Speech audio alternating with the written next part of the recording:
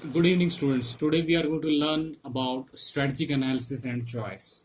First of all, we would like to know where this topic lies in business policy and strategic management. The first step of, if we talk about uh, the uh, the strategic management process, the first step is establishment of strategic intent. The first step is strategic establishment of strategic intent. In strategic intent, we basically talk about the business definition, vision, mission, business model, goals, objectives, and then the next step is formulation of strategies. In formulation of strategies, basically we talk about environmental appraisal, organizational appraisal, corporate level strategies, and business level strategies. uh, After corporate level strategies and business level strategies, we are going to have, the organization is going to have a number of options available. In corporate level strategy, the company is going to have expansion, stability, retrenchment, or combination of these strategies. In business level strategies, the company is going to have the cost leadership strategy, differentiation strategy, and focus strategies. So there are a number of strategies. Now the question arises, which one strategy is suitable for the company and how to select that strategy, or there are a number of alternatives are available to the company in terms of strategies, and the question rises how to select these among these best available strategies. So we are going to cover in this the characteristics of strategic analysis and choice, the factors, then process of strategic choice, focusing on alternatives, gap analysis, analyzing the strategic alternatives, evaluation of strategic alternatives, then making the strategic choice. Strategic analysis basically it implies the examination of the present conditions of the business and consequently developing an appropriate business strategy. Just now I talk about that there are so many corporate level strategies and there are so many business level strategies. Which one is suitable for the company? That is the company is going to know through the decision making process, which is called the strategic choice. What it means, the strategic choice is a decision making process that refers to the selection of appropriate business strategy. So strategic analysis and strategic choice is a very important topic in the business policy and strategic management. Through strategic analysis, the company is going to examine the present conditions of the business and then consequently they're going to develop an appropriate business strategy. And through strategic choice, which one is a typical decision making process, which one is helpful for them to select the appropriate business strategy. uh, Basically, what are the characteristics of strategic analysis and choice?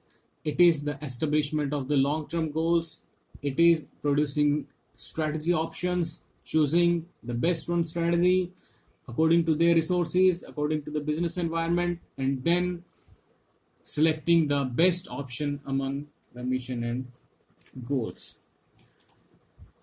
The factors taken into consideration for strategic analysis and choice, these are some internal factors: marketing, management, operations, accounting, computer information system, R&D. These are some external factors: political, governmental, economical, technological, social, environmental, competitive. The company must know where they are having strengths. They must know where they are having weaknesses, whether in internal factors or might be in external factors. As for example, R&D companies, if they are having strengths in their internal factors in R&D, then they could have the advantage in the market. Then they could opt the strategy according to the strength, that is R&D. If the company is having marketing strength, then they could opt strategy according to that. So they must know, right? And this is a typical process of strategic choice. Step number one is focusing on strategic alternatives. What are the alternatives available? Then analyzing the strategic alternatives, then evaluating and making the best choice.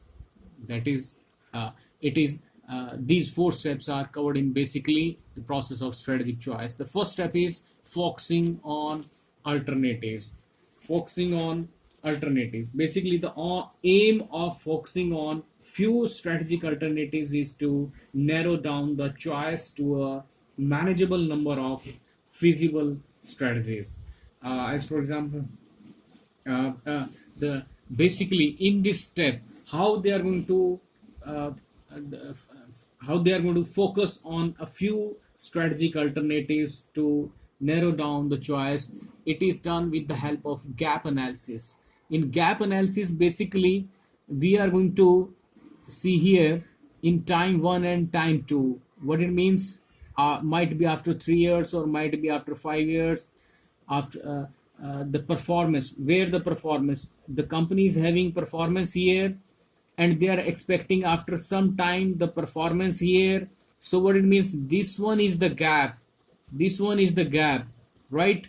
This is called the gap analysis for focusing on the alternatives.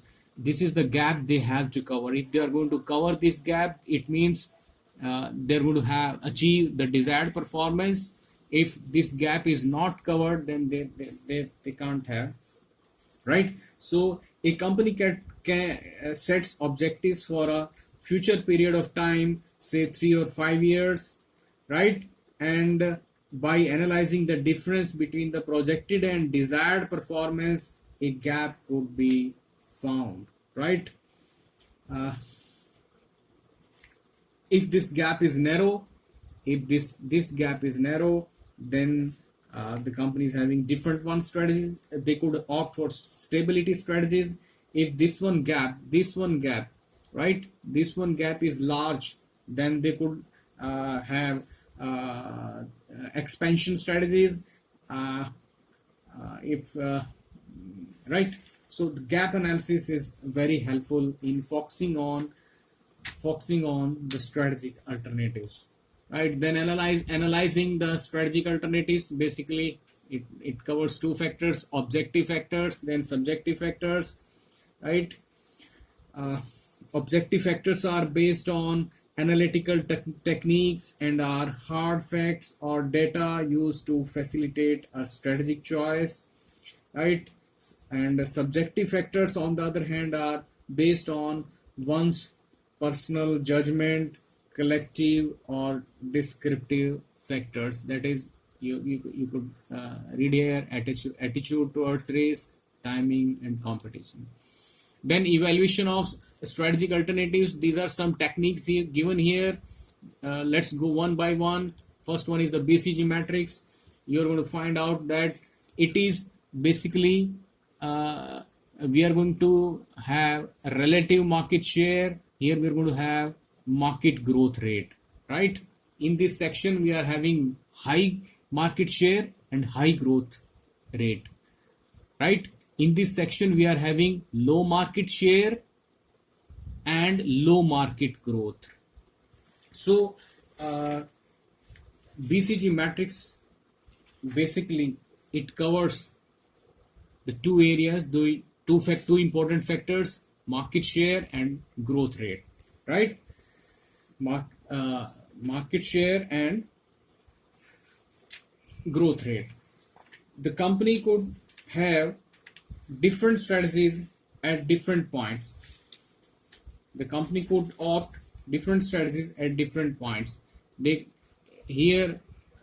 could have different strategies, and at here, as for example, where the market share is very less and market growth is very less, so what it means, they are going to liquidate the business, right? Then GE9 cell matrix, it is going to cover the two factors: business strength and industry attractiveness. Business strength and industry attractiveness.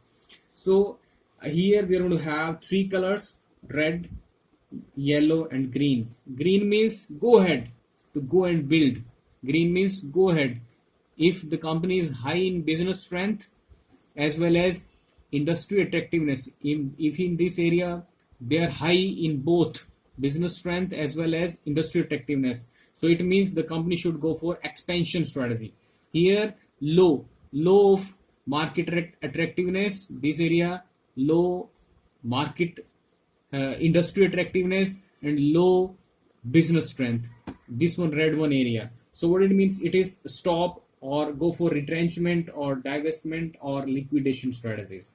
So basically, what we are going to study in this area, we are going to study some techniques which are helpful for the organization to evaluate the strategic alternatives, to evaluate all the strategic alternatives in terms of corporate strategies, in terms of might be business strategies, and with the help of techniques that the organization could evaluate the strategic alternatives.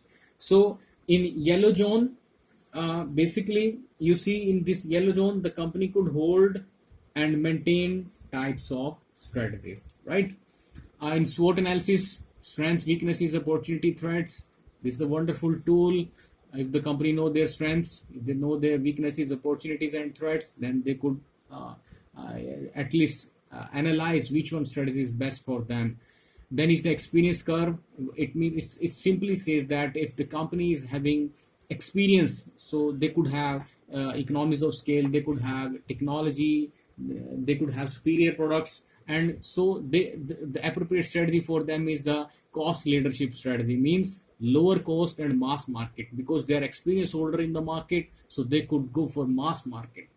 This life cycle analysis is also a wonderful tool here at growth. Growth, maturity. At growth stage, you could have different strategies. At maturity, you could have different strategies. And at decline means when your product or might be your product is declining, then or your business is declining, then you could go for harvesting or retrenchment strategy. And at the introduction level, you go for growth strategies. At maturity level, you invest more in the business. Then industry analysis, the Michael E. Porter gave these 5 wonderful factors. Number 1 is threat of new entrants, substitute products, rivalry among competitors, bargaining powers of the buyers, and bargaining powers of the suppliers. The Michael E. Porter says that if you are going to analyze these 5 factors, these 5 competitive forces, then you could determine the industry competition and profitability. And by knowing the industry competition and profitability, you could opt the best strategy from available from a number of corporate level strategies as well as business level strategies. Then making the strategic choice, after analyzing so many business tools, you could select the best one for your organization. And this is the last step, making the strategic choice for the company. This is from references, Strategic Management and Business Policy, wonderful book written by Azhar Kazmi. Another book, Strategic Management Concepts and Cases, written by Fred R. David. And then Business Policy and Strategic Management. It's a wonderful book, again written by P. Subbarao. Thank you very much.